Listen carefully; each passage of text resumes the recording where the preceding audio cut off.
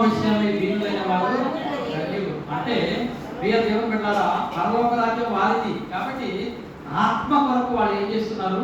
దుష్టుని వాళ్ళు పరుగులు తీస్తూ ఉన్నారు. ప్రియ దేవుని బిడ్డలారా, ఈ దినాలలో సంఘాలకు సంఘంలో ఉన్నటువంటి మనము మందిరానికి ఏ రీతిగా వస్తూ ఉన్నాము, మన పరుగు ఎలా ఉంది, మన పరుగుని మనం అదే అపోస్తలుడైన పౌలు అదే అంటున్నాడు, నా యొక్క పరుగుని తుదముట్టించాను, నా మంచి పోరాటము పోరాడితే నా పరుగు తుదముట్టించుకుని నా విశ్వాసమును కాపాడుకుంటుంది అంటున్నాడు. కాబట్టి గురి వద్దకి ఆయన పరిగెత్తుతూ ఉన్నాడు. కాబట్టి ఈ పత్రికలు అనేకము పౌలు గారు రాసినట్లుగా మనం చూస్తూ ఉంటాం. కాబట్టి ప్రియ దేవుని బిడ్డలారా, విశ్వాసులమైనటువంటి మన పరుగు ఏ విధముగా ఉంటుంది? మన పరుగు దేనిని గురించినటువంటి పరుగు మంది? అదే ఇక్కడ నీళ్ళు అయిపోయినాయి, 2 రోజుల నుంచి నీళ్ళు లేవు, కుళాయి ఏదైనా ఒక లారీ వస్తుంది నీళ్లు పోయడానికి, ఎలా ఉంటాము? మనము ఇంట్లో ఎవ్వరు ఉన్నా పట్టించుకోము, బంధువులు ఉన్నా ఎవరున్నా అందరూ ఏం చేస్తారు? పరుగున వెళ్ళి ఒక బింది నీళ్ళైనా తీసుకుని పిల్లలకు తాగడానికైనా నీళ్ళు కావాలని పరుగున పెడతాం. ప్రియ దేవుని పెట్టాలా, ఆ యొక్క శరీర సంబంధమైనటువంటి నీళ్ళ కోసమే, ఇప్పుడు తాగితే కాసేపుకి మళ్ళా మంచినీళ్ళు అవుతాయి, వాటి కోసమే అంత పరుగు తీస్తాము. ఆ యొక్క లోకరక్షకుడు మరణించిన తరువాత నిత్య జీవంలోనికి తీసుకెళ్లేటువంటి వాడు భూమి మీద రాత్రి మనం చదివాము, శరీరమందున్నాను శరీరం ఇచ్చినాను, ఆయనతో ఉండడానికి మనము ఇష్టపడాలి. ప్రియ దేవుని బిడ్డలారా, అలా రోమిలకు రాసినటువంటి పత్రిక 6:7. కాబట్టి ప్రియ దేవుని బిడ్డలారా, అలాంటి దేవాది దేవుని మనం ఏం చేస్తూ ఉన్నాము? ఆరాధిస్తూ ఉన్నాము. కాబట్టి ప్రతి ఒక్కరము మనం ఆయన సన్నిధికి వస్తూ ఉన్నాము. అంటే ఎలా వస్తూ ఉన్నాము? ఆయన సన్నిధికి వచ్చి మనము దేవుని ఏ రీతిగా మనం ఆరాధించగలుగుతూ ఉన్నాము. కాబట్టి ప్రియ దేవుని బిడ్డలారా, మనము దేవుని సన్నిధికి వచ్చే విషయంలో ఒకవేళ అలక్ష్యముగా ఉంటున్నామేమో. కాబట్టి మనం జ్ఞాపకం చేసుకోవాలి. ఆ అలక్ష్యం వలన ఏమవుతుంది? మనకు కావాల్సినటువంటి ఆశీర్వాదాలు కోల్పోతాము, మనకు కావాల్సినటువంటి దేవుని మెండైనటువంటి దీవెనను మనము కోల్పోతాము. కాబట్టి ప్రియ దేవుని బిడ్డలారా, దేవుని సన్నిధికి వస్తున్నటువంటి మనము మన పరుగు ఎలా ఉంది? విశ్వాస సంబంధమైనటువంటి పరుగు మనము పరుగు తీస్తూ ఉన్నామా లేదా? మనలను మనము జ్ఞాపకం చేసుకోవాలి. అలా జ్ఞాపకం చేసుకుంటే ప్రియ దేవుని బిడ్డలారా, అనేక మంది విశ్వాసంలో ముందుకు వెళ్ళినట్లుగా చూస్తాం. అబ్రహామును చూస్తే ఆయన యవన వయసులో దేవుడు పిలిచాడు. ఆ యొక్క పిలిచినటువంటి వాడు నమ్మదగిన వాడు కనుక దేవుడు ఏం చేస్తున్నాడు? దేవుని కొరకు తన యొక్క పరుగుని అలసట లేకుండా, అవమానములు వచ్చాయి, నిందలు వచ్చాయి, ఒకనొకప్పుడు తన భార్యను కూడా చెల్లిగా చెప్పుకుని ముందుకు వెళ్ళినటువంటి అబ్రహాము. కాబట్టి ప్రియ దేవుని బిడ్డలారా, అయితే ఇన్ని బాధలు వస్తూ ఉన్నా ఆయన సన్నగిల్లలేదు, తన పరుగుని ఆపలేదు. కాబట్టి ప్రియ దేవుని బిడ్డలారా, మనము దేవుని సన్నిధిలో ఆ రీతిగానే ఉండాలి. ఇక్కడ ప్రజలు ఏం చేస్తున్నారంట? పరుగులు తీస్తూ ఉన్నారు. వారి యొక్క ఆశను చూసినటువంటి దేవుడు వారికి చాలా పొద్దుపోయే వరకు ఏం చేస్తున్నాడు?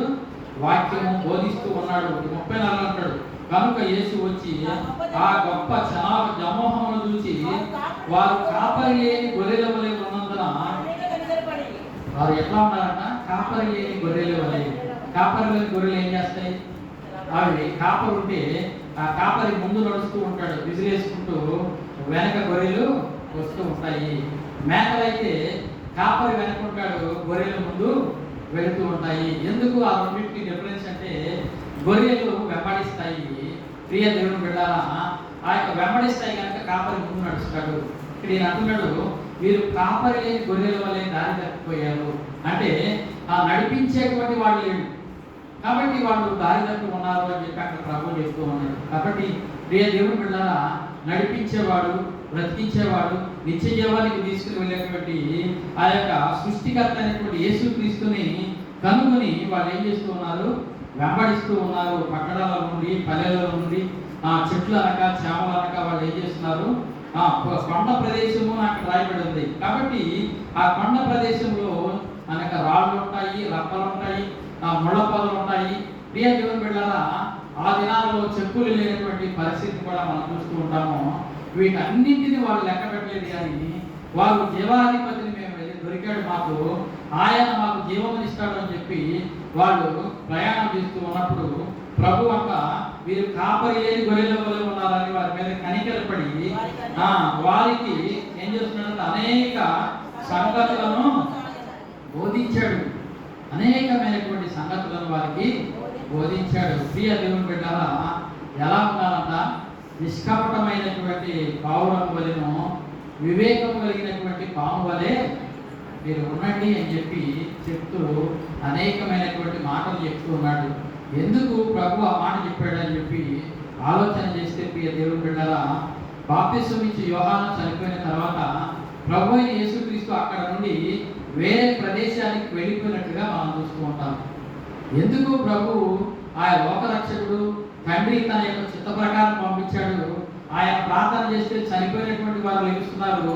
ఆ యొక్క లాజరు దగ్గర నుండి, లేకపోతే ఆ వెధవాళ్ళ దగ్గర నుండి, కుమారుడి దగ్గర నుండి అనేక మంది చనిపోయినటువంటి వారు బ్రతికింపబడుతూ ఉన్నారు. అయితే సమస్తము ఆయన ఆధీనంలో స్వాధీనంలో ఉన్నవి. ఏది అడిగితే తండ్రి అది ఇవ్వడానికి ఇష్టపడుతూ ఉన్నాడు. అలాంటి సమయంలో సర్వశక్తిమంతుడైనటువంటి దేవుడు ఆయన ఏదైనా చేయడానికి ఆ సమర్థుడైనటువంటి దేవుడు ఏం చేస్తున్నాడు? తప్పుని వెళుతూ ఉన్నాడు.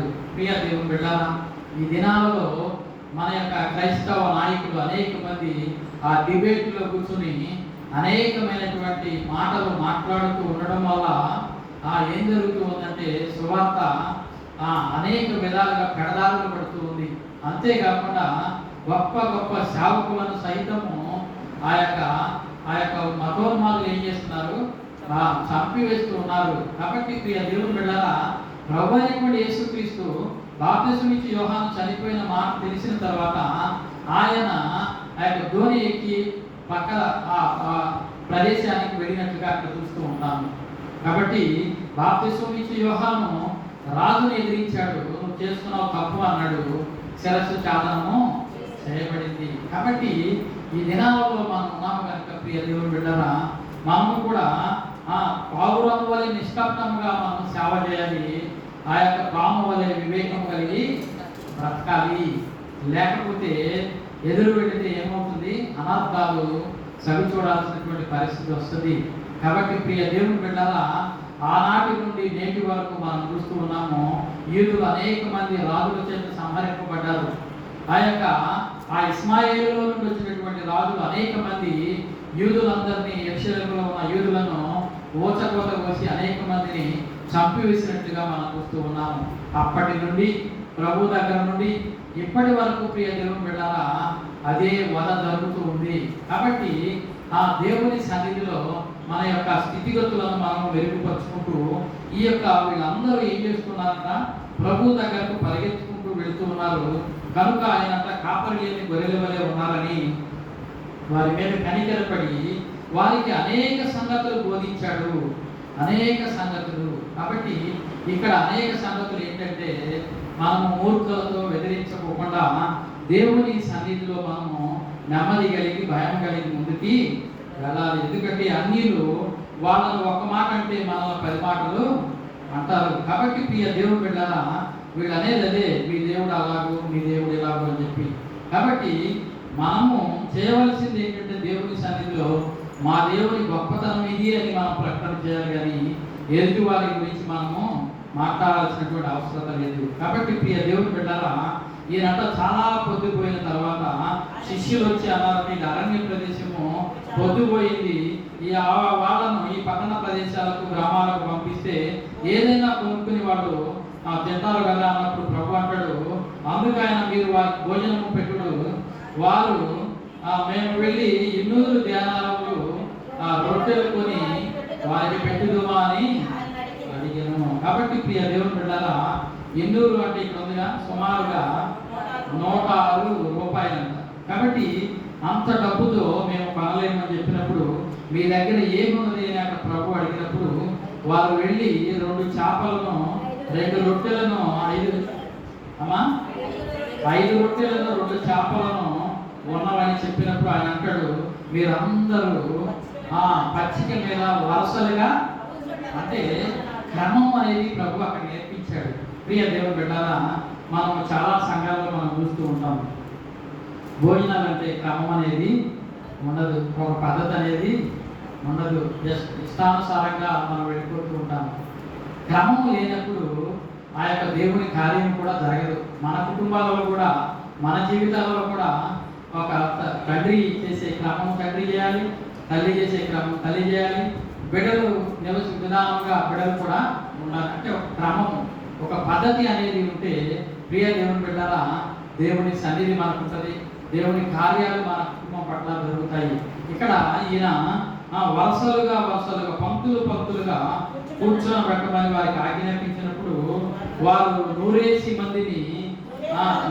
మంది చొప్పున 50 మంది చొప్పున పంచులు తీర్చి కూర్చుండి. అంతటా ఆయన 5 రొట్టెలు వెండి చేపలను పట్టుకొని ఆకాశము కనులెత్తి ఆశీర్వదించి ఆ రొట్టెని విరిచి వారికి వడ్డించుటకు తన శిష్యులకు ఇచ్చి ఆ 2 చేపలను అందరికి పంచిపెట్టిరి. వారందరూ తిని తృప్తి పొందిన తర్వాత మిగిలిన చేప రొట్టె ముక్కలు 12 గంపలకు ఎత్తిరి.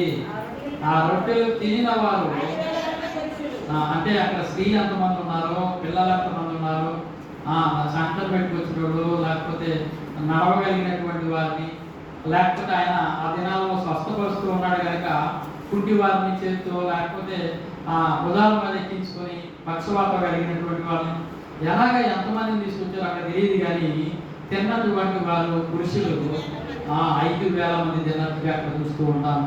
కాబట్టి ప్రియ దేవుని బిడ్డలారా, ఆ విశ్వాస యాత్రలో కొండలైనా గుట్టలైనా లేకపోతే రాత్రి అయినా పగలైనా వారు గమనించలేదు, కానీ తన యొక్క ఆకలిని కూడా వాళ్ళు గమనించలేదు, కానీ దేవుని సన్నిధిలో ఆయన మాటలు వినడానికి ఆయన ఇష్టపడుతూ ఉన్నారు.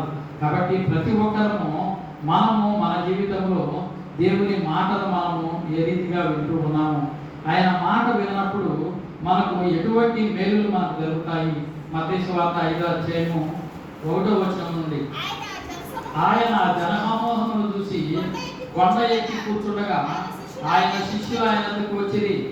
అప్పుడు ఆయన నోరు తెరిచి ఇలాగ బోధింపసాగిన, ఆత్మ విషయమై దీనులైన వారు ధన్యులు, పరలోక రాజ్యం వారిది. దుఃఖపడు వారు ధన్యులు, వారు ఓదార్చబడుదురు. సాత్వికులు ధన్యులు, వారు భూలోకమును స్వతంత్రించుకుందురు. నీతి కొరకు ఆకలి తప్పు గల వారు ధన్యులు, వారు తృప్తిపరచబడుదురు. కనికరము గల వారు ధన్యులు, వారు కనికరము పొందుదురు. చాలా ప్రియ దేవుని బిడ్డలా, ఇక్కడ 9 విషయాలు ప్రభువు బోధిస్తూ వాళ్ళకి చెప్తూ ఉన్నట్లుగా మనం చూస్తూ ఉన్నాం. కాబట్టి బహుశా అక్కడ కూడా ఇదే సువార్తను ప్రభువు ఒకవేళ ప్రకటిస్తూ ఉండవచ్చు. ఈ విషయమై ఆత్మ అంటే ఏంటి, హృదయ శుద్ధులు అంటే ఏంటి, నీతి ఆకలి కప్పులు అంటే ఏంటి, కనికరం అంటే ఏంటి అనేది ఆ దినాల్లో వారికి తెలిసి ఉండకపోవచ్చు. ప్రియ దేవుని బిడ్డలా, అవి వింటూ వాళ్ళు ఈయన చెప్తున్నటువంటి మాటలను బట్టి వాళ్ళు ఏమవుతున్నారు, దీన మనస్సులై వాడు ప్రార్థన, వాడు తమ యొక్క ఆ స్థితిని మర్చిపోయారు. పొద్దునయిందా, సాయంత్రం అయిందా, ఆకలి అవుతుందా, బిడ్డలు ఏడుస్తున్నారా అని చెప్పి మనం ఏం చేస్తాము, 9:30 దాటింది అనుకోండి, మన మొహాలు ఇంకా చూస్తూ ఉంటాం, టైం అయిపోతుంది అని చెప్పి బాధపడుతూ ఉంటాం. వీళ్ళైతే పిల్లలను ఏడుపులను కూడా లెక్క చేయకుండా దేవుని సన్నిధిలో ఏం చేస్తున్నారు, వాళ్ళు దేవుని మాటలు వింటూ ఉన్నారు. ప్రియ దేవుని బిడ్డలారా, దేవుని సన్నిధికి వచ్చినప్పుడు ఆయన మాటలు వినడానికి ఇష్టపడాలి. తర్వాత పరిగెత్తుకుని త్వరగా రావడానికి మనము ఇష్టపడాలి. ముందుగా ఎవరు వస్తారో వారికి మెండైనటువంటి దీవెన దేవుడు ఇస్తాడు. కాబట్టి ప్రియ దేవుని బిడ్డలారా, దేవుని సన్నిధికి వచ్చేటువంటి మనం తొందరగా రావాలి, తర్వాత ఆతురతగా రావాలి. తర్వాత ఇంట్లో మన పొయ్యి మీద ఏముందా, మనం ఏం పెట్టి వచ్చామా, వెళ్ళిన తర్వాత అది కాదు. దేవుని సన్నిధిలో దీనులై ఆయన వాక్యాన్ని వినాలి. వినడమే కాకుండా ఆ వాక్యము ద్వారా లీనమైపోయి మనము కలిగినటువంటి ఆకలి కానీ దప్పులు కానీ ఏదన్నా ప్రియ దేవుని బిడ్డరా వాటన్నిటినీ మనం పక్కన పెడితే ఆయన మనతో ఉంటాడు, ఆయన ఆత్మ మనతో ఉంటుంది. అంతేకాకుండా దేవుని సన్నిధిలో అనేకమైనటువంటి దీవెనలు మనము పొందుకుంటాము. ఇక్కడ అపోస్తుల కార్యాలు అపోస్తుడైనటువంటి అపోస్తులు రాసినటువంటి కార్యాల గ్రంథము 2వ అధ్యాయము 37వ వచనం.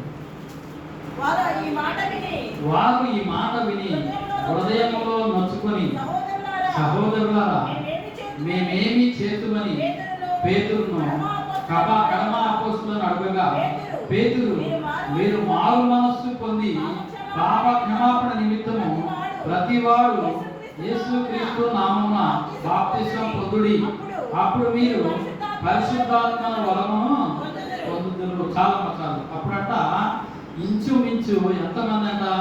41 వచ్చిన. కాబట్టి అతని వాక్యం అంగీకరించిన వారు బాప్తిసం పొందిరి. ఆ దినమందు ఇంచుమించు 3,000 మంది చేర్చబడిరి.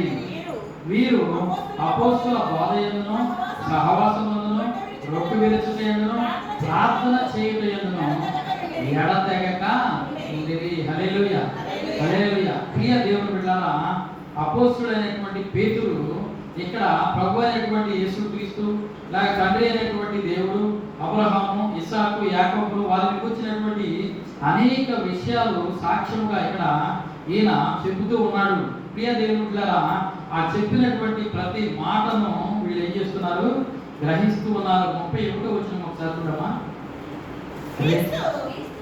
క్రీస్తు పాతాళంలో విడువబడలేదనియు, ఆయన శరీరము కుళ్ళిపోలేదనియు దావీదు ముందుగా తెలుసుకొని ఆయన పునరుద్ధానం గురించి చెప్పెను. ఈ యేసును దేవుడు లేపెను, దీనికి మేమందరము సాక్ష్యము కాగా, ఆయన దేవుడు కుడిపార్శ్వం వద్ద హెచ్చింపబడి పరిశుద్ధాత్మను గురించిన వాగ్దానము తండ్రి వలన పొంది మీరు చూచుచు వినిచున్న దీనిని కుమ్మరించి ఉన్నాడు. దావీదు పరలోకమునకు ఎక్కిపోలేదు, అయితే అతడు ఇట్లనెను, నేను నీ శత్రువులను నీ పాదముల కింద పాదపీఠముగా ఉంచు వరకు నీవు నా కుడిపార్శ్వమున కూర్చుండమని ప్రభువు నా ప్రభువుతో సెలవిచ్చెను అని చెప్పి ఈ యొక్క క్రీస్తును కూర్చున్నటువంటి మాట, దావీదు సెలవిచ్చినటువంటి వాగ్దానాలు, ఇంకా అనేకమైనటువంటి ప్రభువు చనిపోయాడని చెప్పి ఆయన ఆ పునరుద్ధానుడై తిరిగి లేకుండా ఉన్నాడని చెప్పి వాళ్ళు అనుకుంటున్నప్పుడు వారికి ప్రమాణపూర్వకంగా అనేకమైనటువంటి మాటలు ఈ పౌలు గారు చెప్తూ ఉన్నాడు. ఆ మాటలన్నిటినీ విని వీళ్ళు 36వ వచనం వచ్చేటప్పటికి, మీరు సిలువ వేసిన యేసునే నా దేవుడు ప్రభువుగాను క్రీస్తుగాను నియమించెను, ఇది ఇశ్రాయేలు వంశమంతయు రూఢిగా తెలుసుకోవాలని చెప్పాను. ఇశ్రాయేలు ప్రజలారా, మీరందరూ తెలుసుకోండి, ప్రభువుని ఆ దేవుడు లేపాడు, ఆయన మృతులలో లేడు, ఆయన పునరుద్ధారణై లేచాడు అని చెప్పి అసువార్తంతా ప్రకటించిన తర్వాత వారి హృదయాలు నొచ్చుకుని వారు అంటున్నారు, వారు ఈ మాటలు విని హృదయం నొచ్చుకుని, సహోదరులారా, మేమేమి చేద్దామని పేతురుని కర్మాశిష్యులను అడిగారంట. ప్రియ దేవుని బిడ్డలారా, ఆ సందర్భంలోనే ఈ యొక్క అననీయ సఫేరాలు ఈ వాక్యం విని వాళ్ళు తమకు కలిగినది స్థిరాస్తులు అమ్మేసి దేవుని సన్నిధిలో వాళ్ళు పెడుతూ ఉన్నారు. 43వ వచనం, అప్పుడు ప్రతి వానికి భయం కలిగెను, మరియు అనేక మహత్కార్యములను సూచక్రియలను అపోస్తుల ద్వారా జరిగిను.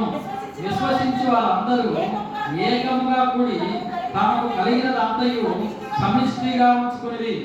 దీయుగాక వారు తమ చరాస్తులను అమ్మి అందరికి వారి వారి అక్కరి కొలది చాలా మసాలు. ప్రియ దేవుని బిడ్డలారా, అంటే బోధ వినిన తర్వాత వారిలో వచ్చినటువంటి మార్పు, ఆ మార్పు వారు ఏం చేస్తున్నారు? క్రియారూపము చేస్తూ ఉన్నారు. క్రియారూపము దాలుస్తూ ఉంది. ఎప్పుడైతే ఆత్మ వారిలోనికి వెళ్ళిందో వారు ఏం చేస్తున్నారు? ఆ యొక్క క్రియలు బయలుపరుస్తూ ఉన్నారు. మనం చూస్తూ ఉంటాము, జక్కయ్య మనం చూస్తే ప్రభువుని తను ఎంత చేర్చుకున్నాడు. ఎంత చేర్చుకోగానే జక్కయ్యలో మార్పు వచ్చింది. మార్పు వినగానే జక్కయ్య అంటున్నాడు, ప్రభువా, నా ఆస్తిని అమ్మి సగము పేదలకు ఇస్తాను. ఎవరి దగ్గరైతే నేను తీసుకున్నానో 4 గంటలు అన్యాయంగా నేను తీసుకున్నాను, అతనికి 4 గంటలు నేను చెల్లిస్తానని చెప్పి, అంటే పరివర్తనము. వాక్యం వినగానే మనలో ఏం రావాలి? పరివర్తనం రావాలి, మనలో మార్పు రావాలి. మన యొక్క మార్పు క్రియలు కలిగినదిగా ఉండాలి. అందుకే అంటాడు, క్రియలు లేని విశ్వాసము మృతమైనది అంటారు. ప్రియ దేవుని బిడ్డలారా, ఆ మార్పు ఎలా ఉండాలంటే నిష్పక్షపాతముగా ఉండాలి. వీళ్ళని అమ్మమని ఎవరు చెప్పలేదు, కానీ అమ్మి అన్నయ్య సభ్యురాలు దేవునికి ఇచ్చి దేవుని సన్నిధిలో వారి ఇరువురు శాపగ్రస్తులుగా మిగిలిపోయినట్లుగా మనం చూస్తూ ఉంటాము. కాబట్టి ప్రియ దేవుని బిడ్డలారా, దేవుని సన్నిధికి వస్తున్నటువంటి మనము ఆయనను మనం ఏ రీతిగా ఆరాధించగలుగుతూ ఉన్నాము, ఏ రీతిగా స్తుతించగలుగుతూ ఉన్నాము, ఆయన సన్నిధికి ఏ రీతిగా వస్తూ ఉన్నాము, ఆయన వాక్యం ఏ రీతిగా వింటూ ఉన్నాము, విన్నటువంటి వాక్యము ద్వారా మనము ఏ రీతిగా ఫలించగలుగుతూ ఉన్నాము.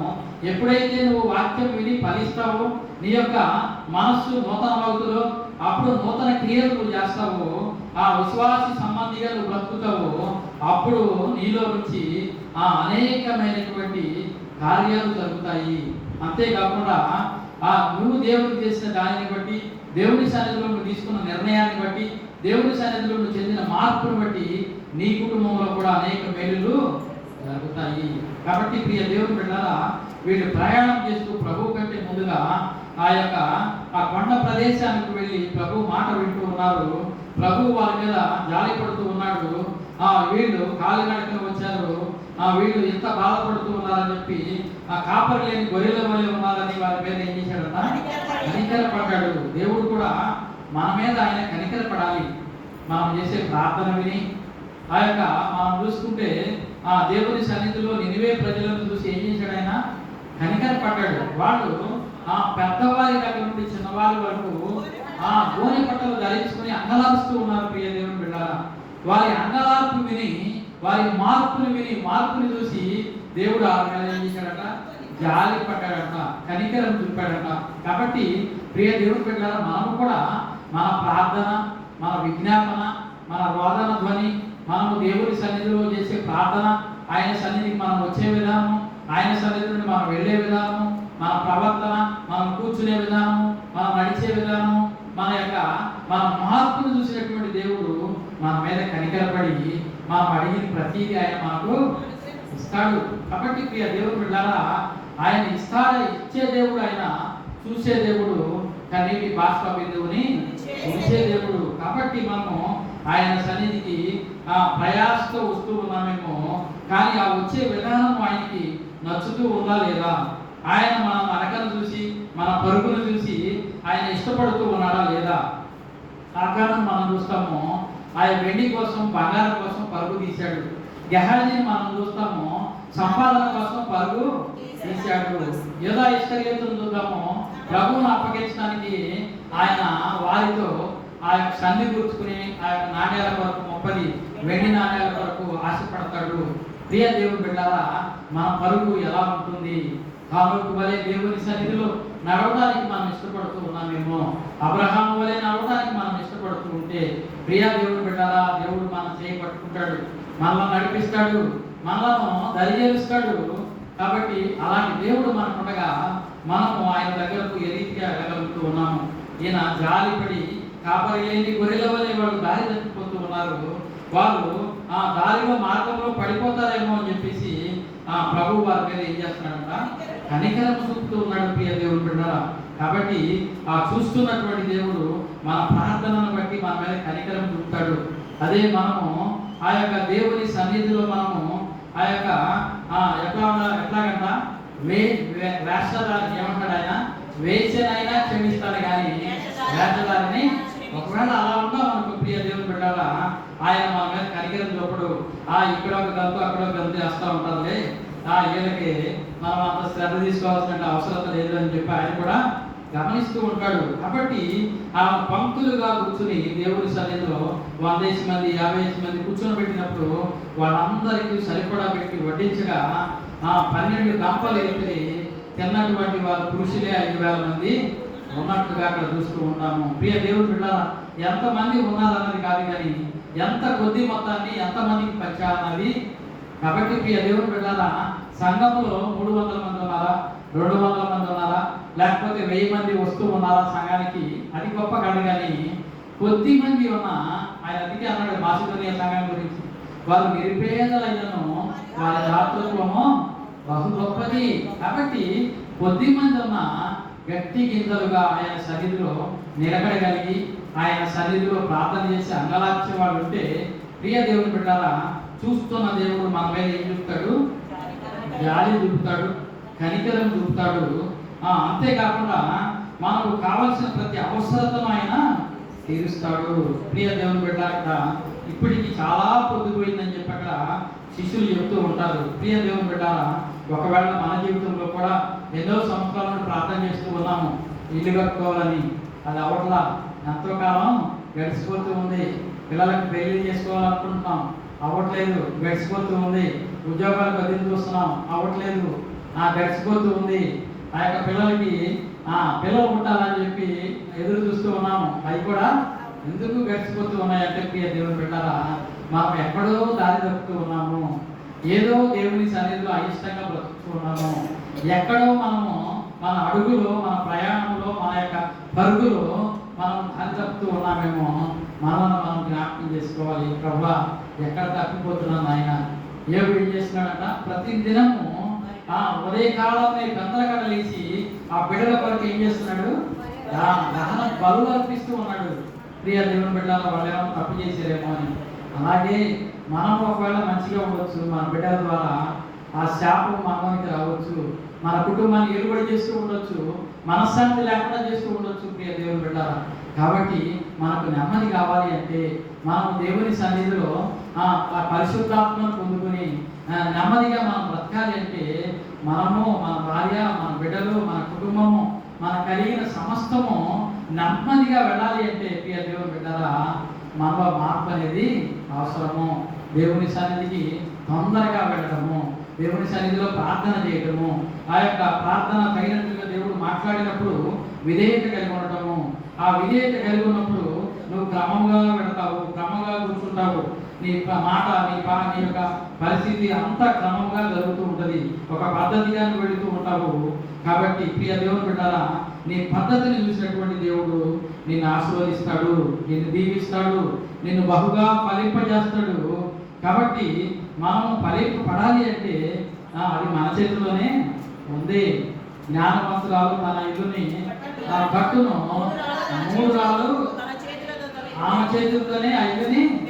కాబట్టి బాగుపడాలా దేవుని సన్నిధిలో, లేకపోతే ఇదే విధంగా మనం బ్రతకాలనేది మన యొక్క నడవడిలోనో, మన ప్రవర్తనలోనో, మన స్థితులను బట్టే ఉంటుంది. కాబట్టి ప్రియ దేవుని బిడ్డరా, ప్రతి ఒక్కరము ఆయన సన్నిధికి బహు తొందరగా ఆయన సన్నిధికి రావడానికి, లేకపోతే ఆయన ఎక్కడ ఉన్నాడా అని విచారణ చేసుకుని ఆయన సన్నిధికి వెళ్ళడానికి ప్రజలు ఏ రీతిగా మార్గాన్ని ఎంచుకున్నారో ఆ రీతిగా మనం కూడా ఒక మార్గాన్ని ఏర్పాటు చేసుకుని ప్రభు దగ్గరకు వస్తే ఆయన మన కొరకు కలవరి శిలువలో తన ప్రాణాన్ని అర్పించాడు, తన యవ్వన రక్తాన్ని చిందించాడు. కాబట్టి ప్రియ దేవుని బిడ్డరా, ఆ యవ్వన రక్తాన్ని చిందించిన దానికి ఫలంగా మనం ఆయనకి ఏమి ఇవ్వగలుగుతూ ఉన్నాము, ఆయన మనం ఏ రీతిగా స్తుతించగలుగుతూ ఉన్నామో మనల్ని మనం జ్ఞాపకం చేసుకుంటే, ప్రియ దేవుని బిడ్డరా, ఇక్కడ అంటున్నాడు ఈయన 8వ అధ్యాయం 1 రాత్రి చదివాం కదా. కాబట్టి ఇప్పుడు క్రీస్తు యేసునందున్న వారికి ఏ శిక్షా విధి లేదు. క్రీస్తు యేసునందు జీవమునిచ్చు ఆత్మ యొక్క నియమమును పాప మరణముల నుండి నన్ను విడిపించెను.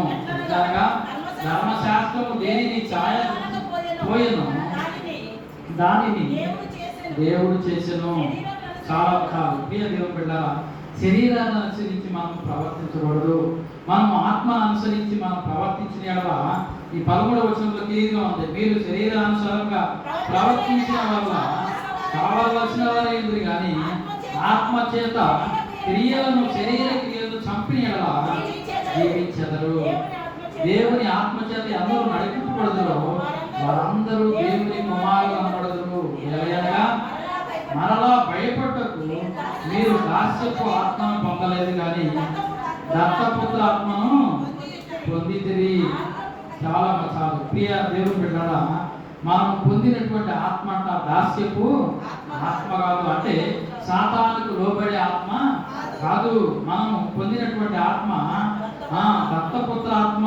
కాబట్టి ప్రియ దేవుని బిడ్డలారా, మనము ఆ ఆత్మను పొందిన మనము దేవుని సన్నిధిలో ప్రార్థన చేసేవారిగాను, విజ్ఞాపన చేసేవారిగాను ఆయనను స్తుతించేవారిగాను మనం ఉంటే మన శరీర క్రియలను మనం ఏం చేస్తామో నెరవేర్చము, ఆత్మానుసారంగా నడవడానికి మనము ఇష్టపడుతూ ఉంటాము. కాబట్టి ప్రియ దేవుని బిడ్డలారా, దేవుని సన్నిధికి వచ్చి ఆయనను వెతికి ఆయనను ఆరాధించి ఆయన స్తుతిస్తే ప్రియ దేవుని బిడ్డలారా, మనము మన కుటుంబము మన బిడ్డలు దీవింపబడటమే కాదు కానీ మనం ఏది అడిగితే అది దేవుడు చేస్తాడు. ఆయన అంటాడు, ఆవగినంత విశ్వాసం మీకుంటే ఈ కొండలి ఈ తమాల వృక్షం వెళ్ళి సముద్రంలో పడుతుందని ఇంకో చాట ఉంది.